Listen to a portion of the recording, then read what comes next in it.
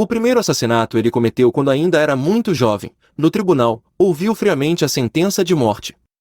Adoeceu de tuberculose e dificilmente planejava viver por muito tempo. Era corajoso, testemunhas admiravam como ele caminhava calmamente sob as balas, como outros caminham sob a chuva. Não perdia a cabeça na batalha, mas embriagava-se com apenas um gole. Estudou apenas 4 anos, mas era um orador e artista nato.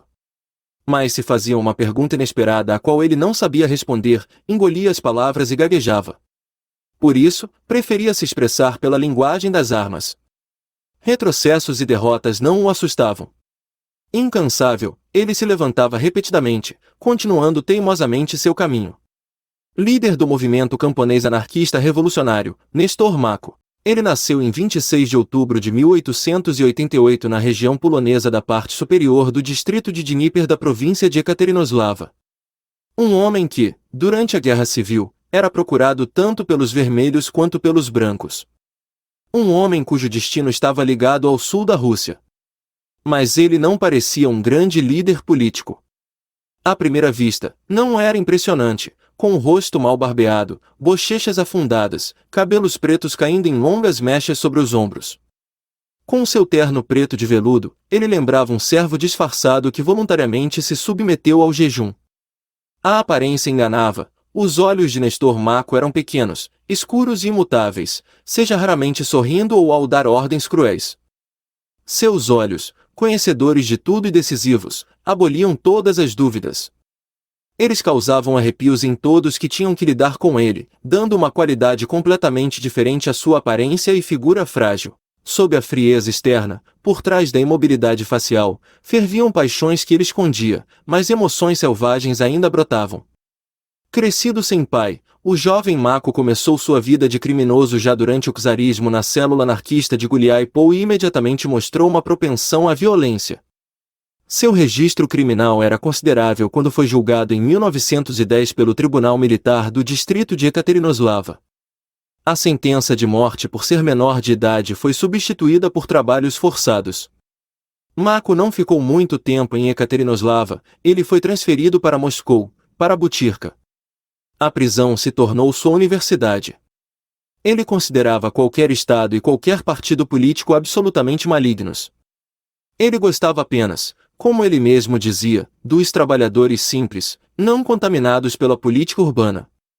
Em outras palavras, ele queria ser o único político. A Revolução libertou Mako em março de 1917. Ele voltou para casa, formou uma milícia armada e se declarou comissário do distrito de Guliái-Pol. Na Ucrânia, a guerra civil foi particularmente brutal e sangrenta. Nenhuma força política conseguia unir uma comunidade tão diversificada. O fraco governo mudava constantemente e causava repulsa por si só. Mako prometia proteger os camponeses do hetman Sokopadsky, de Petliura, das tropas alemãs e austríacas que ocuparam a Ucrânia em 1918, e do retorno dos senhores de terras que queriam recuperar terra e propriedades saqueadas. Sou o revolucionário Mako, e meu esquadrão leva a morte aos algozes do povo trabalhador da Ucrânia. E quando ele dizia essas palavras, as pessoas caíam de joelhos de medo e terror. Ele gostava disso. Os camponeses gritavam: a partir de agora, você é nosso pai, e morreremos com você.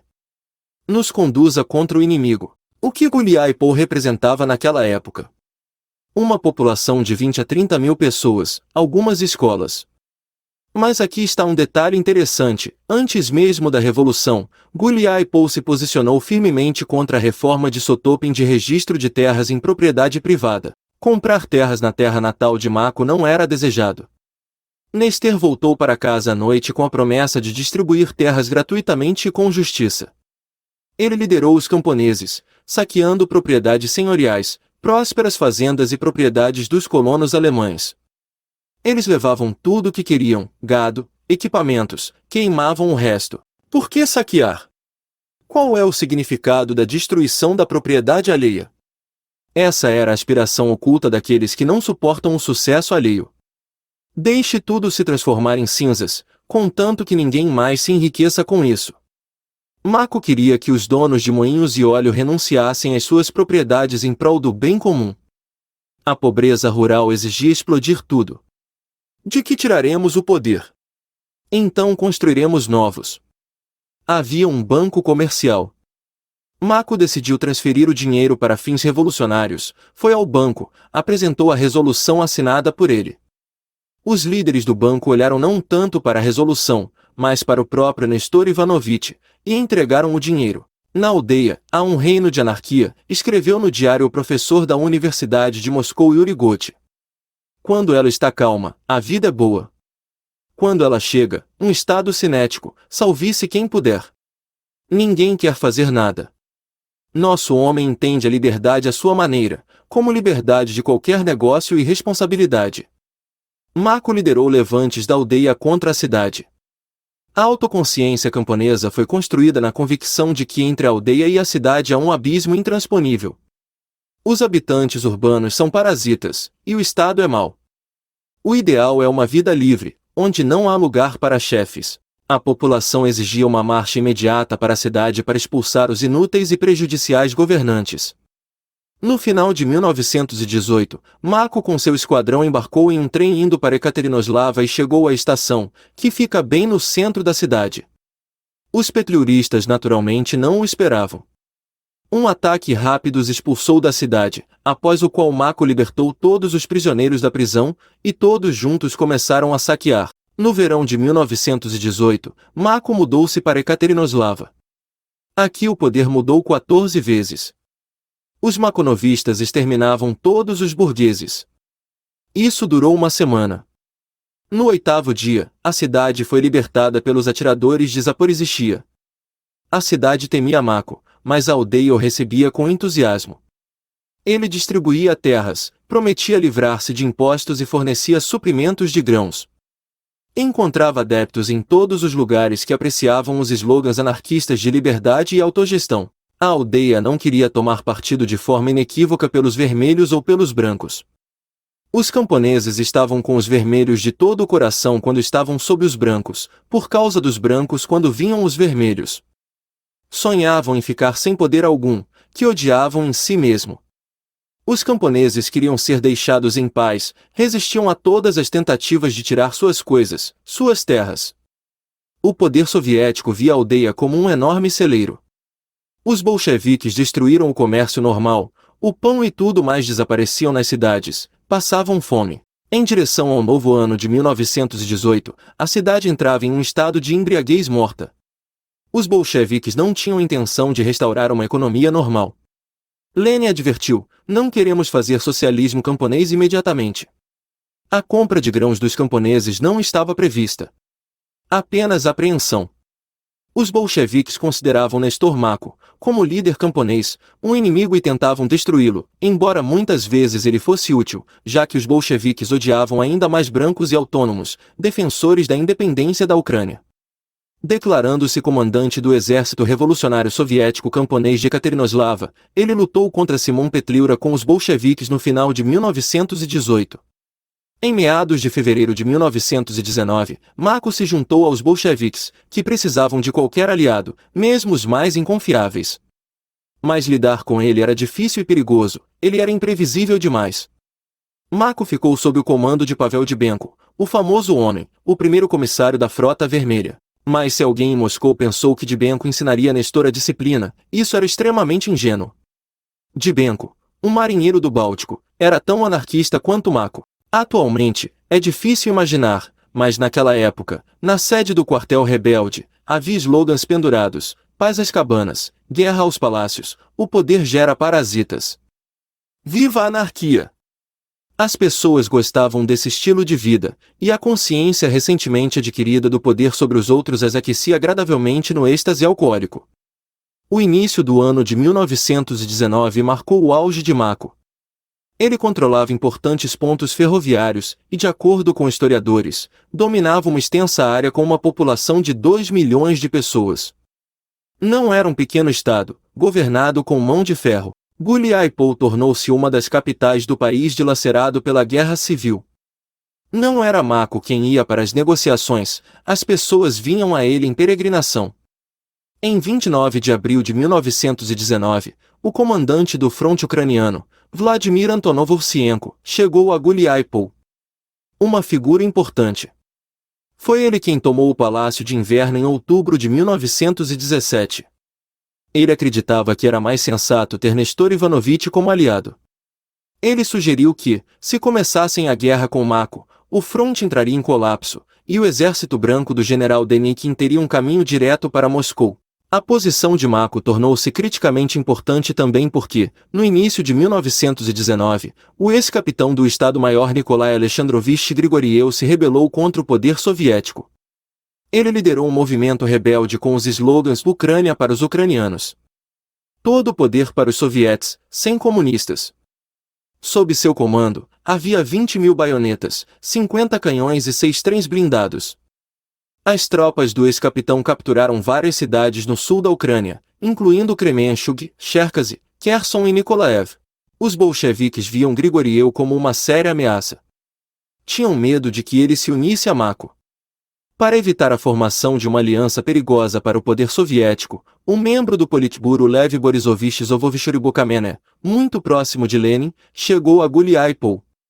Quando Vladimir Ilyich estava ausente no Kremlin, Kamené presidia as reuniões do Politburo e do governo.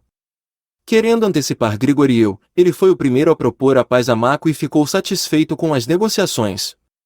Entender Mako nas negociações não era tarefa fácil. Em 10 de maio de 1919, Kamené telegrafou para Lenin: as gangues de Grigoriev bloquearam o caminho para Ekaterinoslá e Kiev. Grigoriev, que adiou a reunião comigo em Znamenka ontem, hoje se recusa a falar. Ele está tentando chegar a um acordo com Mako. Depois de um encontro pessoal com Mako e uma visita a Guliáipol, suponho que Mako não se decidirá a apoiar Grigoriev agora. Grigoriev foi para Moscou de qualquer maneira. Nestor não precisava de aliados e ordenou a eliminação do ex-capitão. Os destacamentos restantes de Grigori foram derrotados. No entanto, Mako também logo abandonou os vermelhos. Ele não queria se submeter a ninguém, mas liquidá-lo era tão difícil quanto Grigoriev. Mako lutou contra os vermelhos e Denikin, impedindo o avanço bem-sucedido dos brancos em Moscou. Com orgulho, ele afirmou: os cossacos quase entraram em Moscou. Se não fosse pelos insurgentes, a bandeira tricolor já estaria tremulando sobre a Rússia revolucionária. Gestor mostrou ser um líder camponês e comandante nato. A metralhadora montada entrou para a história como a arma da primeira cavalaria. Na realidade, Mako tirou a metralhadora dos colonos alemães, junto com bons cavalos. Nestor Ivanovich recordava com prazer como habilmente usava esse tipo de arma de destruição em massa. Gavrusha, pegue a mira, ordenava Mako ao metralhador. O cocheiro virava os cavalos na direção certa, e Gavrusha se agarrava à metralhadora como se estivesse sugando. Eu gritei: Gavrusha, atire! A metralhadora Machin começava a falar, como que com atraso, mas tão precisamente que nenhum dos atacantes, rasgado por balas, conseguia resistir. Antonov Ovsienko escreveu sobre Mako: anarquista convicto, cara decente, por trás dele aconteciam todo tipo de sujeira. Ele poderia ter sido maravilhosamente utilizado por nós, se tivéssemos a máquina que nos faltava. Mas outra impressão vem de uma pessoa não ligada à profissão militar, que observava Mako de perto. Todos os sentimentos humanos há muito tempo haviam desaparecido nele. Ele não era tocado nem pelas lágrimas das mulheres, nem pelo choro das crianças, nem pelos juramentos dos homens. Ninguém pode ser mais ameaçador, mais cruel do que ele. O pai Mako.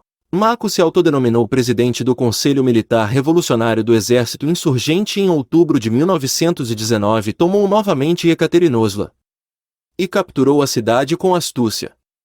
Os combatentes disfarçados de Mako vinham para cá em carruagens que levavam alimentos para o mercado, e só quando chegavam, pegavam em armas.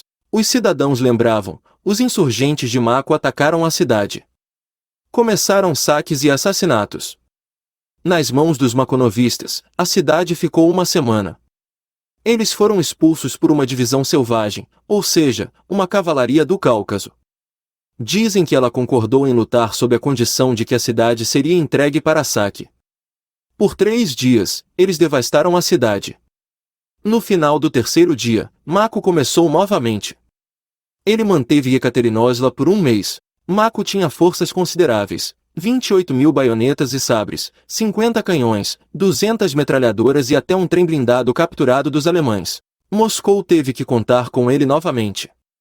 Os vermelhos começaram a restabelecer relações com ele, tentaram enviar suas tropas para a frente polonesa contra José Pilsudski. Mako recusou. Então, na primavera de 1920, o Exército Vermelho começou a esmagá-lo. Os bolcheviques, até aquele momento, haviam aprendido bem a mentir, usar violência e traição contra os outros. Mas os homens de Mako os instigavam, pediam que os soldados vermelhos se juntassem a eles, distribuíam seus folhetos. Se seus comissários o perseguem contra nós, não atire, envie seus delegados e descubra quem somos. Lutamos por uma vida livre, sem violentadores, comissários e chequistas. Jogue fora seus rifles e venha para os abraços fraternos. A tarefa de suprimir os makonovistas foi confiada ao presidente da Comissão Extraordinária Pan-Russa de Combate à Contra-Revolução e Sabotagem, ou Tcheca, Felix Dzerzhinsky. Descobriu-se que resistir no campo de batalha a um inimigo armado e habilidoso é muito mais difícil do que liderar prisões. Os insurgentes locais, quando o Exército Vermelho se aproximava, escondiam as armas e se fingiam de pacíficos camponeses. E quando os soldados vermelhos partiam, eles voltavam ao trabalho. Félix reclamava de fadiga nervosa e física. Cuidadosos médicos prescreveram um curso de tratamento. Em 26 de junho de 1920, Félix se reportou a Lenin de Kharkov. Querido Vladimir Ilyich, eu me apresso em observar que não estou na dacha, mas me recupero intensivamente com procedimentos aquáticos. Os médicos só encontraram fadiga nervosa, e tudo mais está em ordem, incluindo os pulmões. Com o Mako, tive azar novamente. Poderíamos tê-lo eliminado rapidamente, tendo cavalaria. Eu não a tinha. Só agora consegui formar um regimento desses esquadrões, que consegui arrancar. Espero lançar este regimento em ação em uma semana. Em 26 de julho de 1920, Isaac Babel, jovem escritor e colaborador do jornal Cavaleiros Vermelhos da Primeira Cavalaria, escreveu em seu diário: "A Ucrânia está em chamas.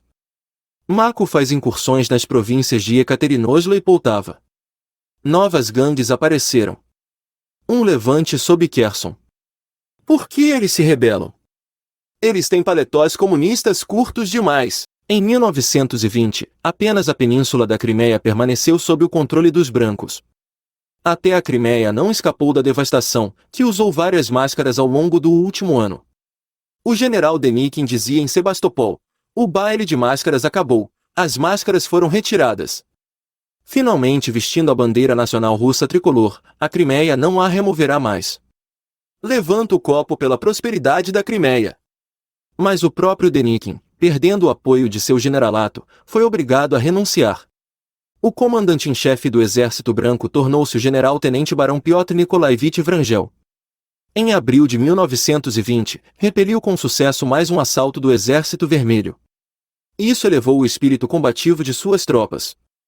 Em um relatório de inteligência do Exército Vermelho, dizia-se: Nestor Mako abraçava a ideia de uma república camponesa independente.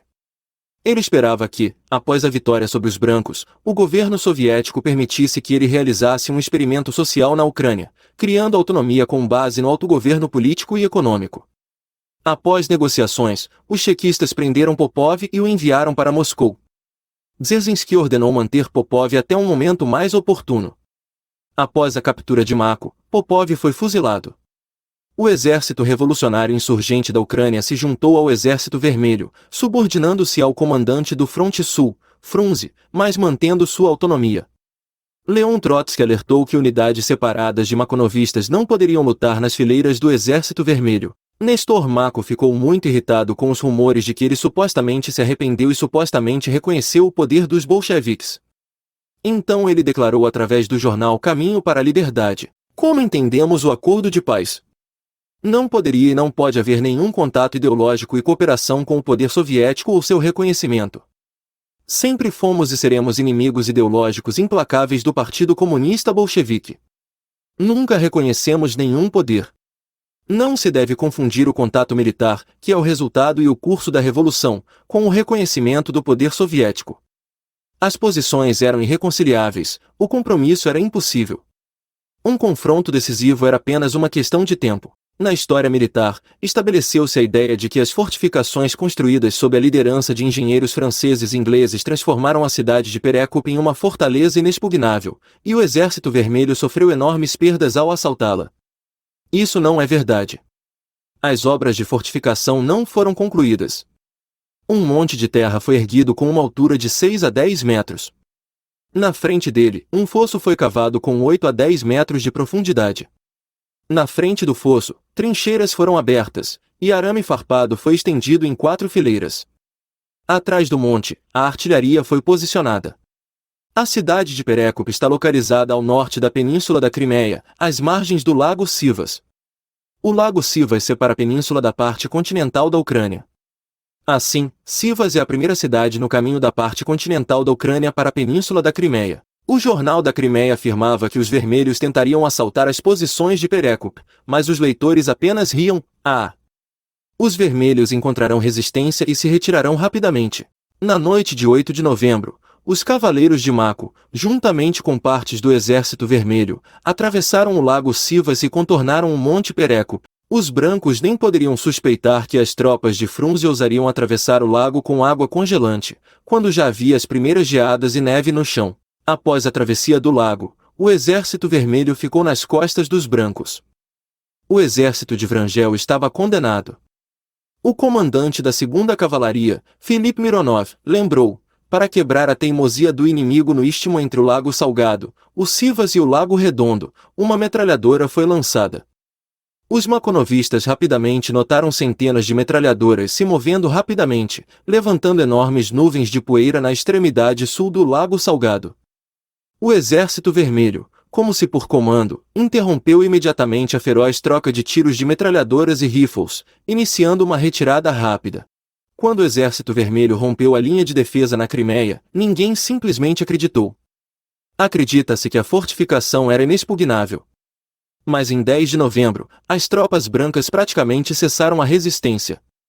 Em 12 de novembro, Frunze propôs por rádio a Vrangel que entregasse as armas, prometendo vida a todos que se rendessem. Lenin ficou insatisfeito com a iniciativa de Mikhail Frunze, extremamente surpreso com a excessiva concessão das condições. Se o inimigo não aceitar essas condições, então, na minha opinião, não se deve mais oferecê-las, e é necessário lidar com ele sem piedade. O comando do Exército Branco, é claro, não sabia sobre o descontentamento de Lenin, mas previa a brutalidade da repressão.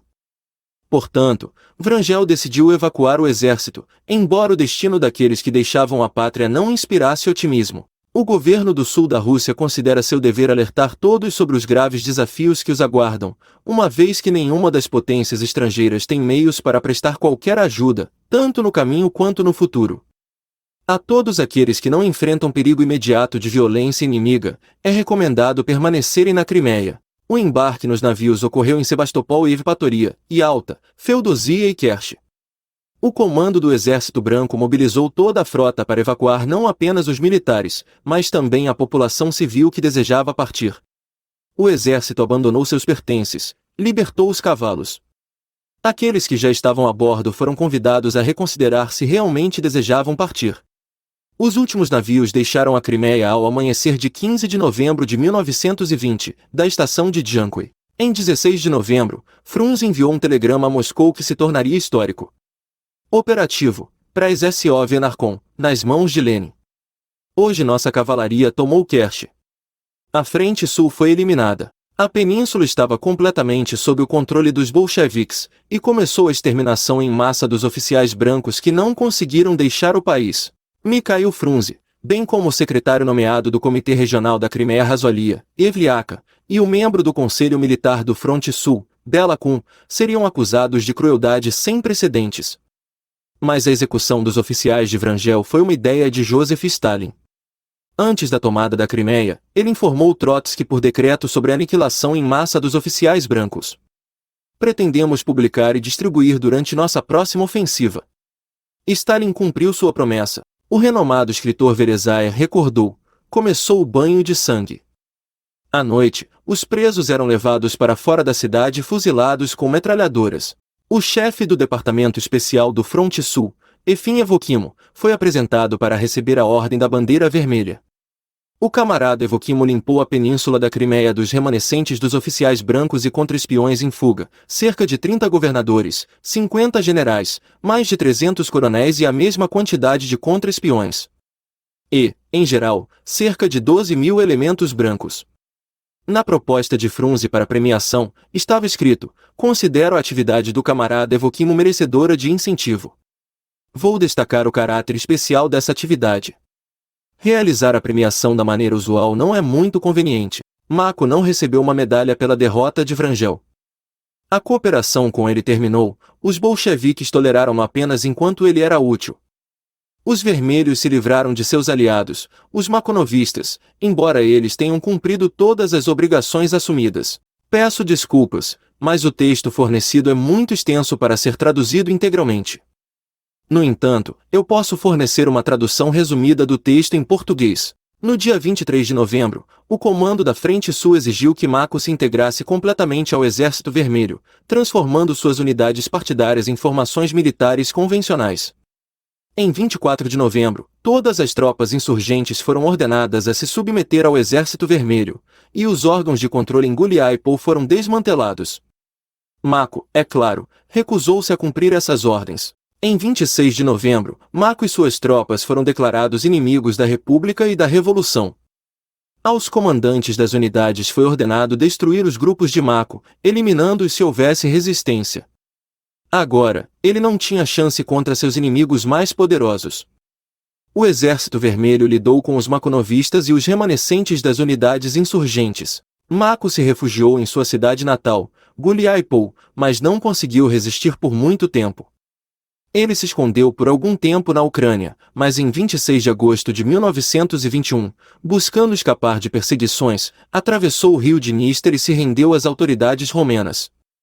Ele passou o resto de sua vida no exílio, enfrentando pobreza, doenças e esquecimento. Muitos anos após sua morte, Mako encontrou muitos admiradores entre a juventude europeia. Suas ideias revolucionárias e anarquistas cativaram corações fervorosos de jovens anarquistas, prontos para lutar por seus ideais. O medo do governo soviético diante das revoltas camponesas tornou-se evidente. A ironia de um historiador observou que, de fato, a anarquia é a mãe da ordem.